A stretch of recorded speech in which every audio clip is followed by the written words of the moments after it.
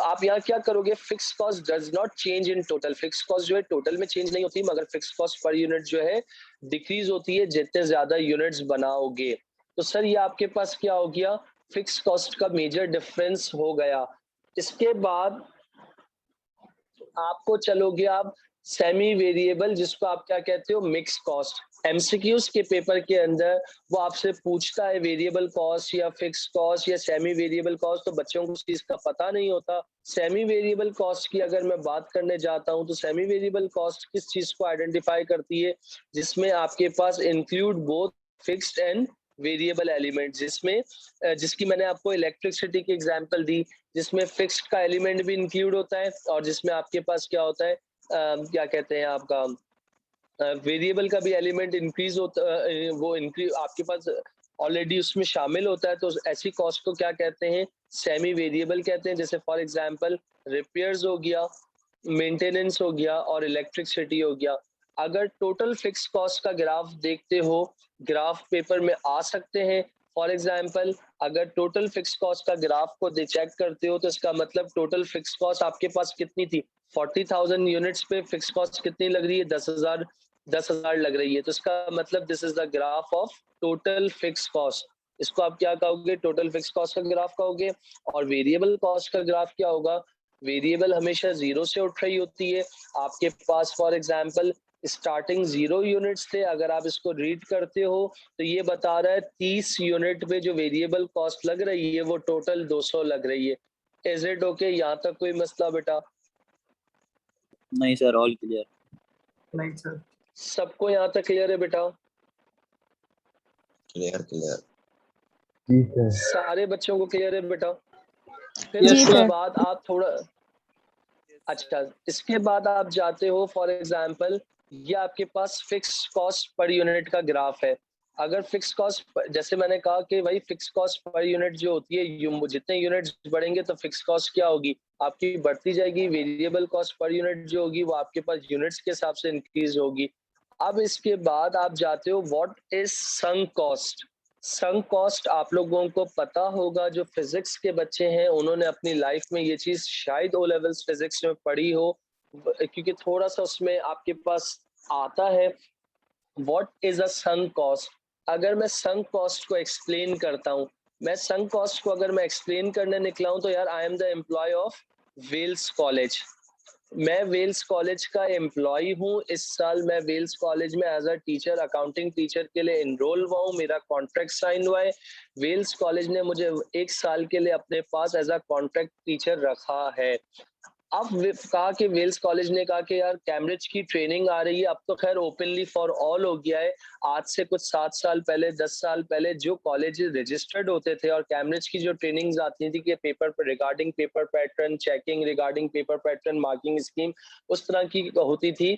तो वो क्या करते थे, जब इतने कॉलेजेस नहीं थे, कुछ नहीं थे, तो वो कहते थे कि यार हम अपने एम्प्लॉयर को अपने खर्चे पे, यानी जो ट्रेनिंग की जो भी कॉस्ट होती है, अगर local training with in Pakistan है तो ये 13 से 15,000 रुपए की ट्रेनिंग होती है, और अगर इंटरनेशनल किसी कंट्री में है तो वो 20 से 20,000 से 22,000 तक की कॉस्ट होती है। तो वेल्स कॉलेज ने कहा कि भाई हम आपको क्या कर रहे हैं, अपने कॉलेज के बिहाफ पे ट्रेनिंग पे भेज रहे हैं। अब वो ट्रेनिंग किसकी है, ए लेवल कोर्स की है। और ए लेवल कोर्स जो है, कोर्स पैटर्न चेंज होने वाला है। चेंज होने वाले का मतलब आपको ट्रेनिंग लेने जाना है और कोर्स अवेयरनेस लेना है कि क्या चेंजिंग होगी, मार्क्स में चेंजिंग है, कंटेंट में चेंजिंग है, थियोरेटिकल एरिया में चेंजिंग है, कैलकुलेशन में चेंजिंग है, वो आपको सब सीख कर आना है। अब इसके जो चार्जेस हैं वो कौन पे कर रहा है, वेल्स कॉलेज पे कर रहा है। अब वेल्स कॉलेज ने मुझे क्या किया, एक ट्रेनिंग सिखाई, फॉर एग्जाम्पल उस पे भेजा, उस पे चार्जेस उनको पे कर दिए। तो कुछ पहले क्या होता था कि भाई इस तरह की कॉलेज के अलावा इस तरह की मल्टीनेशनल कंपनीज होती हैं जो आपको ट्रेनिंग पे भेजती हैं अपने कॉस्ट पे, मगर जब वो भेज रही होती हैं तो आपसे बॉन्ड पेपर साइन करती हैं कि भाई आप जब 2 साल तक, 3 साल तक, 4 साल तक, जब तक ये प्रोजेक्ट खत्म नहीं हो सकता, आप हमारे पास से जा नहीं सकते, आपका रेजिग्नेशन जो है एक्सेप्ट नहीं होगा। अब तो खैर ऐसा होता नहीं है, चीजें नहीं होता। एट द टाइम, जैसे फॉर एग्जांपल वेल्स कॉलेज ने मुझ पे खर्चा कर दिया, मुझ पे ट्रेनिंग कॉस्ट इनकर्ड कर दी। जब उन्होंने मुझ पे ट्रेनिंग कॉस्ट इनकर्ड कर दी और मैं ट्रेनिंग करके वापस आया, सब सीख कर वापस आया, और मुझे वो इम्प्लीमेंट करना था करंट बैच के ऊपर। तो मैंने वो वेल्स कॉलेज को क्या कर दिया, छोड़ दिया वेल्स कॉलेज को, फॉर एग्जाम्पल लीव कर दिया। तो इसका मतलब वेल्स कॉलेज को जब बच्चों को न्यू स्टूडेंट्स को उस चीज को सिखाना था, उस पर इम्प्लीमेंट करना था, तो इसका मतलब वहां पर उनके पास जो उन्होंने मुझ पे कॉस्ट लगाई थी, तो वो उनके लिए क्या कहलाएगी, संक कॉस्ट कहलाएगी। यानी at the time of decision making मुझे वो चीज बच्चों को एक्सप्लेन करनी थी, बट वहां पर मैं खुद मौजूद नहीं हूँ। तो इसका मतलब क्या हो गया, वेल्स कॉलेज के लिए वो एक तरह से बिल्कुल एक्सपेंस ट्रीट हो गया। अगर मैं यहाँ पर इसकी थोड़ी सी इंट्रोडक्शन पढ़ता हूँ तो वो देखिएगा, this is an expenditure but which has already been incurred. ये एक एक्सपेंडिचर है जो ऑलरेडी लग चुका है। It has no importance in future decision. जाहिर सी बात है, फ्यूचर में मुझे डिसीजन लेना था, बट मैं उस वक्त मौजूद नहीं था। Making since the cost has already been spend, पैसा खर्च हो चुका है इसमें। जैसे आप बिजनेस कंडक्ट का feasibility study of buying a new machine, जैसे फॉर एग्जांपल जो कंस्ट्रक्शन वाले होते हैं, जो आप में से अगर किसी के फादर का कंस्ट्रक्शन बिजनेस है, जब वो क्या, या फॉर एग्जांपल कोई आपको कोई बिजनेस लॉन्च करना है, तो आपने उसके लिए पहले एक प्लान बनाया। प्लान बनाने के बाद एक फिजिबिलिटी रिपोर्ट बनाई कि फिजिबिलिटी में बनाने में मशीन को बाय करने में कितना खर्चा होगा, उस पर एक्सपेंस कितना लगेगा, कि मशीन खरीदनी चाहिए या नहीं खरीदनी चाहिए। तो आपने 2 दिन पूरी मीटिंग की। अब 2 दिन में खाना पीना रहना करना रेंट ये वो आपका 50,000 रुपये लग गया। अगर वो सक्सेसफुल हो गया और उससे आपने क्या कर ली, मशीन मंगवा ली, तो इसका मतलब वो फिर आपका एक्सपेंडिचर नहीं है।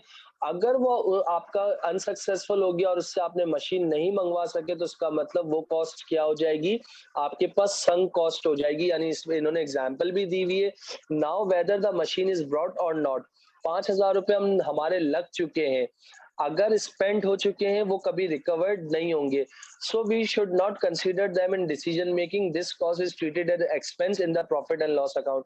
अगर ये डिसीजन कामयाब हो गया है तो एक तरह से वो हमारा क्या है, वो कॉस्ट हमारी कवर हो जाएगी प्रॉफिट के फॉर्म में। अगर ये डिसीजन हमारा नाकाम हुआ है, यानी डिसीजन हमने लिया नहीं है या डिसीजन से हम पीछे हट गए, तो वो क्या हो जाएगा, हमारा एक्सपेंस हो जाएगा। और हम उसको क्या कर देंगे आपके पास, कि for example profit and loss में यानी इनकम स्टेटमेंट में उसको हम क्या ट्रीट कर लेंगे, एक्सपेंस ट्रीट कर लेंगे। This is the example of sunk cost. वो कॉस्ट जो डिसीजन मेकिंग के वक्त अगर किसी काम में नहीं आती, किसी यूटिलाइजेशन में नहीं आती, तो वो क्या कहला जाती है, संक कॉस्ट कहलाती है। Is it okay? जी सर। क्लियर है बेटा? Yes sir. सबको सबको क्लियर है जी बेटा? सर। उमैमा, रयान, राहिम, मुस्तफा, वलीद, उमर, हसन, बुशरा, जी सर। अरीज, अयान और Ahmed Faisal. Yes sir clear. Yes sir clear. Yes sir clear. अच्छा, इसके बाद आप देखते हो फॉर एग्जांपल स्टेप कॉस्ट। यार स्टेप कॉस्ट का मतलब क्या होता है? स्टेप कॉस्ट मैं इस तरीके से समझाता हूँ। फॉर एग्जांपल आपकी घर की स्टेयर्स हो गई, आपने एक स्टेप लिया तो वो अपवर्ड की तरफ हो गई, आपने फिर दूसरा स्टेप लेने के लिए गया तो वो डाउनवर्ड की चली गई। This type of cost which is constant till a certain level of activity। एक रेंज तक वो कांस्टेंट होगी, फिर उसकी पोजीशन क्या हो जाएगी, चेंज हो जाएगी। कैसे? वो इंक्रीज हो जाएगी significantly as the level increases. जैसे रेंट है ना, हमारा कांस्टेंट है till the factory maximum capacity, मगर अगर हमें लगता है कि हमें दूसरी फैक्ट्री लेनी है और प्रोडक्शन करनी है, तो उसका मतलब हमारा रेंट क्या हो जाएगा, डबल हो जाएगा। जिसका ग्राफ देखो इस तरह प्लॉट हुआ है। एक हद तक जो मेरी कॉस्ट है ना, देखो यहाँ तक बिल्कुल आपके पास फिक्स थी, फिर यहाँ पर कुछ चेंज हो गई, तो देखो ग्राफ इस तरह हो गया। This is called step cost. Step cost का ग्राफ क्या होता है, एक सर्टेन लेवल तक जो है फिक्स्ड रहता है, फिर अचानक चेंज हो जाता है। This graph is represent two step cost. Is it okay? यहाँ तक क्लियर बेटा? Yes sir. जी सर सर। जो साइंसेस के जितने भी बच्चे हैं उनको भी क्लियर बेटा? जी सर। अच्छा, what is absorption costing? Absorption costing की अगर मैं बात करता हूं, तो एब्जॉर्प्शन कॉस्टिंग यहां से स्टार्ट हो रही है, and this is very very important part कि यार एब्जॉर्प्शन कॉस्टिंग होती क्या है। अगर मैं एब्जॉर्प्शन कॉस्टिंग की मेरे बच्चों बात करता हूं, तो it is a costing method which the overhead को मैं आसान वर्ड्स में कहता हूं, this is called expenses. Overhead यानी जो मेरे एस्टिमेटेड ओवरहेड हैं, जो मैं फॉर एग्जांपल मैन्युफैक्चरिंग बिजनेस में बना रहा हूं, तो सबसे पहले मैं इसको कहाँ चार्ज करूंगा? कॉस्ट सेंटर यानी कॉस्ट डिपार्टमेंट में चार्ज करूंगा। सर आपके पास एलोकेशन का मतलब क्या होता है? एलोकेशन मैथ्स का एक वर्ड है जिसको आप क्या कहते हो? डिवाइड कर देते हो। मैंने कहा कि मेरे पास 10,000 रुपए की कॉस्ट है, 10,000 रुपए को 3 डिपार्टमेंट्स में डिवाइड करना है। फॉर एग्जांपल मैंने कहा 2 डिपार्टमेंट्स में डिवाइड करना है, तो 5,000 डिपार्टमेंट ए में चला गया और 5,000 डिपार्टमेंट बी में चला गया। This is called overhead absorption costing. अगर ओवरहेड एब्जॉर्प्शन कॉस्टिंग की बात करते हो तो आप उसमें क्या करोगे? एलोकेट करोगे, वो मैं आपको करना सिखाऊंगा। एपोर्शन करोगे, एपोर्शन मतलब किसी कॉस्ट के डिपार्टमेंट को अगर खत्म करना है, बंद करना है, तो वो दूसरे डिपार्टमेंट में उसको एलोकेट कर दोगे। सर प्री डिटरमाइंड का मतलब क्या होता है? प्री डिटरमाइंड का मतलब होता है वो रेट जो आपने किसी चीज को बनाने से पहले निकालना होता है। जैसे फॉर एग्जांपल बिरयानी बनानी है, पेंसिल बनानी है, स्केल बनाना है, रोलर बनाना है, रबड़ बनाना है, रोटी बनानी है, पिज्जा बनाना है, तो उसको बनाने से पहले प्री डिटरमाइंड रेट निकालना पड़ता है कि 1 घंटा मशीन पे काम करने पे कितना मुझे पैसे मिलेगा या 1 घंटा लेबर पे काम करने का कितना मिलेगा। उस तरीके से वो डिपेंड करेगा इंटेंसिटी ऑफ डिपार्टमेंट कि वो डिपार्टमेंट लेबर इंटेंसिव है या मशीन इंटेंसिव है। There are 2 types of intensive approach. One is labour intensive. अगर मैं आपको इसको थोड़ा सा एक्सप्लेन करूं, आपके जो बिजनेस के इंस्ट्रक्टर हैं बिजनेस स्टडीज के, वो आपको इस टॉपिक को बहुत जबरदस्त एक्सप्लेन करेंगे। एक है मशीन इंटेंसिव। अगर मैं थोड़ा सा 20 साल 25 साल पुराने पुराने चले जाता हूँ ना, सिंध के एरिया में चले जाता हूँ, तो वो लोग क्या करते थे? हार्वेस्टिंग, प्लगिंग, सोइंग अपनी औरतों से, अपनी बेटियों से, अपनी बीवियों से करवा रहे होते थे। तो they are called labour intensive approach. उनकी सोच छोटी होती है, उनके पास इतना पढ़ा लिखा माइंड नहीं होता, तो वो लोग क्या करते हैं? लेबर पे ट्रस्ट कर रहे होते हैं। लेबर पे ट्रस्ट करने का फायदा क्या होता है कि कॉस्ट कम हो जाती है किसी प्रोडक्ट की, मगर क्या होता है आपके पास नंबर ऑफ वर्किंग डेज बढ़ जाते हैं। तो वो लोग इस चीज को बिलीव करते हैं। मगर जो फॉर एग्जांपल अब उन्होंने बोला यार हम इसको इस मेथोलॉजी को चेंज करते हैं, मशीन इंटेंसिव पे जाते हैं। यानी अगर जो हम हल चला रहे हैं, हल चलाने पे जो हम भैंस यूज कर रहे हैं या जो बैल यूज कर रहे हैं, वो टाइम कंज्यूमिंग एक्टिविटी होगी। इससे अच्छा हम एक ट्रैक्टर खरीद लेते हैं लाखों का, और वो ट्रैक्टर क्या होगा? ट्रैक्टर आ तो जाएगा, तो लाखों मजदूर क्या हो जाएंगे? बेरोजगार हो जाएंगे। उससे इन्फ्लेशन क्या हो जाएगी? बढ़ जाएगी। मगर काम क्या हो जाएगा? जो महीनों का काम था वो दिनों में हो जाएगा। तो अकॉर्डिंग टू गिवन कंडीशन कि भाई हमें इंटेंसिटी देखनी जाती है कि लेबर इंटेंसिव अप्रोच यूज करनी है या मशीन इंटेंसिव अप्रोच यूज करनी है। Is it okay? क्या तक क्लियर है बेटा? जी सर। Yes sir. जी सर। अच्छा अब, अच्छा बच्चों, अब अपने पास ये फॉर्मूला तुम लोग लिखोगे अपने पास। Overhead absorption rate, FO sheet के लिए कोई ऐसा फॉर्मूला नहीं होता। ओवरहेड एब्जॉर्प्शन रेट का तुम लोग फॉर्मूला लिखोगे। वो क्या होगा मैं यहाँ लिख रहा हूँ, आप लोग अपने पास इसके नोट डाउन करोगे। जैसे कि फॉर एग्जांपल ओवरहेड, जिसको शॉर्ट फॉर्म में क्या कहते हैं?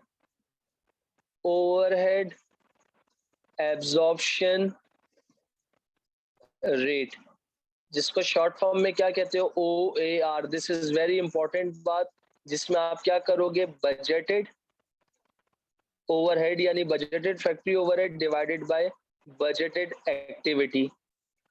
एक्टिविटी आपके पास क्या हो सकती है?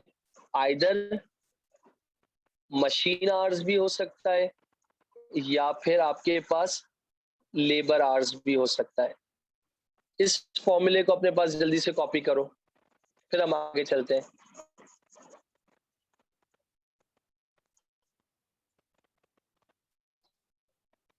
क्लियर है बेटा? जी सर।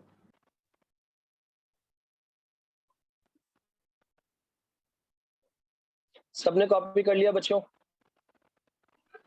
Yes sir. जी जी सर। सबने सबने कर लिया? जी सर। अच्छा यहाँ पर क्या है? Why do we use budgeted figures? Budgeted figures क्यों यूज करते हो? जैसे फॉर एग्जाम्पल बहुत इंपॉर्टेंट बात है, बजटेड फिगर्स अगर मैं कहता हूँ why do we use budgeted figures? जैसे फॉर एग्जाम्पल अहमद राना की पेंसिल बनाने की फैक्ट्री है, उसके फादर माशाल्लाह काम कर रहे थे, उसने बोला यार अब मुझे अपनी अलग फैक्ट्री खोलनी है। अलग फैक्ट्री खोलने से पहले उसको किसी प्रोडक्ट की कॉस्ट की जानबीन कर उसकी प्रोडक्ट की कॉस्ट को देखना पड़ेगा कि यार क्या मेरे फॉर एग्जांपल इसका मटेरियल इजीली मिल जाएगा, क्या ये प्रोडक्ट मेरे बजट में आ जाएगी, या मेरे फॉर एग्जांपल जो मेरा कैपिटल है, जो मेरी रिसोर्सेज हैं, क्या मैं इसको प्लान कर लूंगा। अबव मेंशन कॉस्ट यानी cost has determined before the actual production take place. भाई देखो, कॉस्ट को एक्चुअल प्रोडक्शन से पहले कॉस्ट को डिटरमाइन करना पड़ता है, कॉस्ट को निकालना पड़ता है, बाद में पता लगता है सोचा क्या था, हो क्या गया। भाई फॉर एग्जांपल 10 रुपए हमने सोचा था कि 10 रुपए की पेंसिल पड़ेगी, या 10 रुपए की मैगी पड़ेगी, या 500 रुपए किलो बिरयानी पड़ेगी, मगर जब तक हम एक्चुअल बना नहीं लेते ना, तो हम जज नहीं कर सकते। तो the actual overhead and activity is not known at that point. आपको एक्चुअल एक्टिविटी भी नहीं पता होता, ना ओवरहेड्स पता होते हैं। एक्टिविटी मतलब कितने घंटे लगेंगे, ओवरहेड्स मतलब कितने एक्सपेंसेस इनकर्ड होंगे। तो this would make it impossible to quote it the selling price to the customer. For example भाई मैंने कहा मुझे एक पतंग बनानी है। अब एक पतंग बनाने के लिए डंडियां चाहिए, उसमें जो पेपर चाहिए, फॉर एग्जाम्पल उसमें थोड़ा सा ग्लू श्लू चाहिए, ये मटेरियल चाहिए। अब जब तक मैं पतंग प्रोड्यूस नहीं कर लेता, तो मैं भाई मैंने कहा यार मैं आपको एक एस्टिमेटेड प्राइस दे रहा हूँ, 15 रुपए की पतंग पड़ेगी। अब पतंग जैसे जब हमने बनाना शुरू की, तो पतंग जो कॉस्ट है फॉर एग्जाम्पल हमें पता है कि यार इतने 15 से कम ही होगी, या 15 से थोड़ी ज्यादा होगी। उसके बाद हम किसी को क्या करेंगे, सेलिंग प्राइस कोट करेंगे, आगे बताएंगे। सेलिंग प्राइस का मतलब क्या होता है, यार अगर मुझे किसी चीज की कॉस्ट पता लग गई है, तो मैं उसमें अपना क्या करूंगा, प्रॉफिट को अपना इंक्लूड करूंगा, और सामने पार्टी को क्या बताऊंगा, सेलिंग प्राइस, जिसको आप क्या कहते हो, कोटेड प्राइस। सही है, एक अंदाजन प्राइस तो दोगे ना कि यार इतने का पड़ेगा। अच्छा मैं तुम्हें इसकी और परफेक्ट एग्जांपल देता हूँ, तुम्हारी शादी का खाना।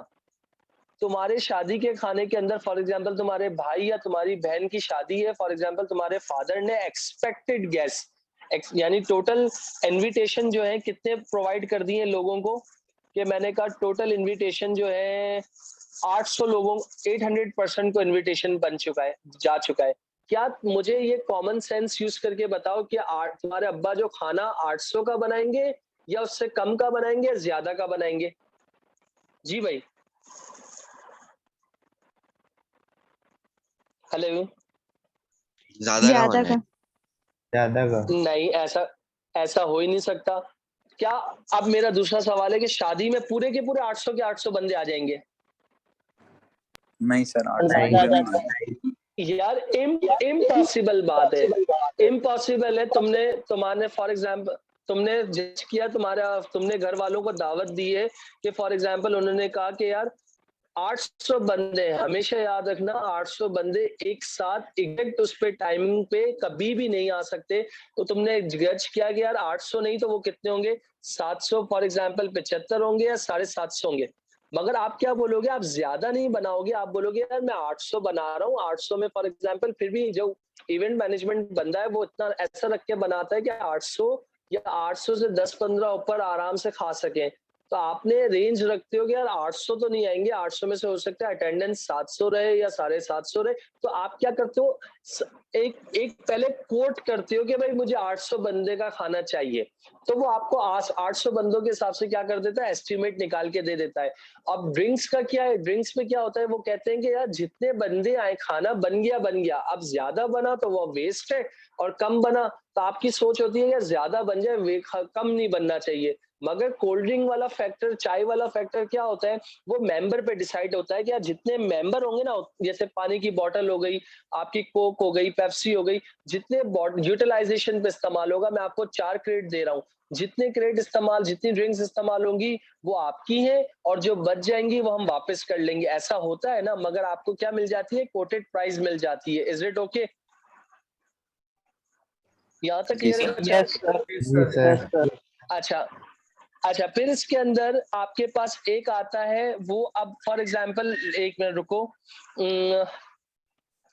सबसे पहले आपको इसका जो स्टेप होता है, ओवरहेड एनालिसिस शीट होती है। मैं बिल्कुल इसको, इस पूरे क्वेश्चंस को, इस पूरे टॉपिक को बिल्कुल ब्रेकअप करके यानी एक-एक चीज़ को फॉर एग्ज़ाम्पल अगर मैं आपको कहता हूँ एक-एक मेरे पास वर्कशीट्स बनी हुई है, वो वर्कशीट अगर मैं आपको देता हूँ तो आप